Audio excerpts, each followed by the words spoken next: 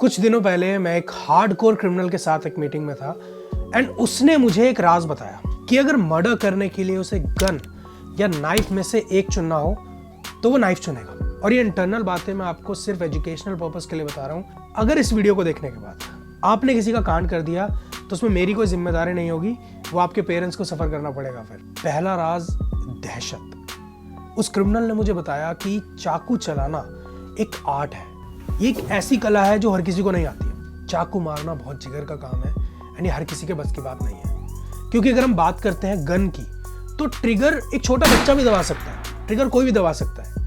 लेकिन जब बात आती है चाकू चलाने की, हैंड कॉम्बैट करने की, तो उसके लिए जो ताकत चाहिए, जो विल पावर चाहिए, वो हर किसी के पास नहीं है, क्योंकि हर कोई वल्वरिन नहीं होता है। कुछ आयरन मैन के फैन भी होते हैं मेरे जैसे।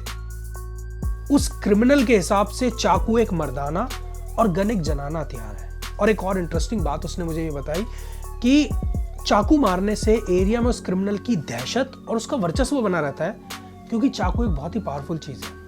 अब जैसे आप सोच रहे हो कि गन से पावरफुल चाकू कैसे हो सकता है, वही मैं सोच रहा था। लेकिन जैसे उसने मुझे इस सवाल का जवाब दिया तो वो बहुत डरावना था और मेरे दिमाग में एकदम क्लियर हो गया कि हाँ, a knife is 1000 times brutal than a gun. But वो बताने से पहले मैं आपको बताता हूँ दूसरा राज, स्लम्स।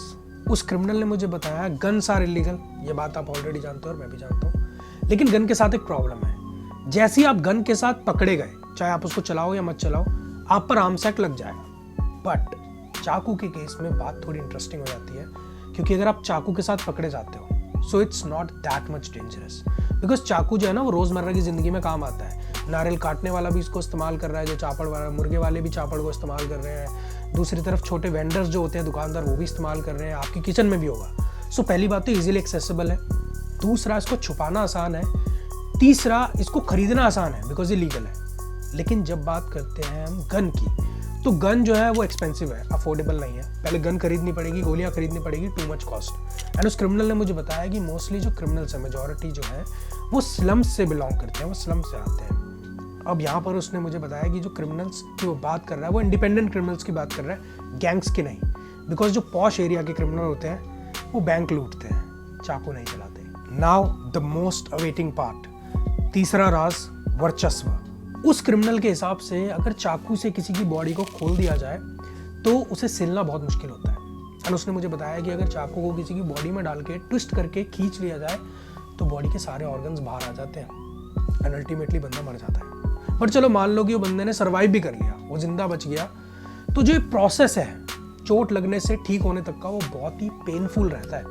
और इस दर्दनाक हादसे के बाद जब वो ठीक हो जाएगा, जब वो अपनी चोट को देखेगा, टाँकों को देखेगा या निशान को देखेगा, उसे वो भयानक एक्सपीरियंस दोबारा याद आएगा, उसके मन में एक दहशत हो जाएगी और वो अंदर तक कांप जाएगा, ठीक वैसे ही जैसे डेडपूल को होता था। उस क्रिमिनल के शब्द सुन के internally I was like elaborate more, but unfortunately meeting खत्म करने का टाइम हो चुका था। एंड एट लास्ट वो बोला कि इस तरह से वो और दूसरे क्रिमिनल्स एरिया में अपनी दहशत बना के रखते हैं, because nobody wants to carry their organs in a plastic bag। And भाई एक रिक्वेस्ट है, इस वीडियो को अपने किसी हरामी दोस्त के साथ शेयर मत कर देना, कहीं वो मोटिवेट होकर कोई कांड कर दे, क्योंकि ये क्राइम पेट्रोल वाली 10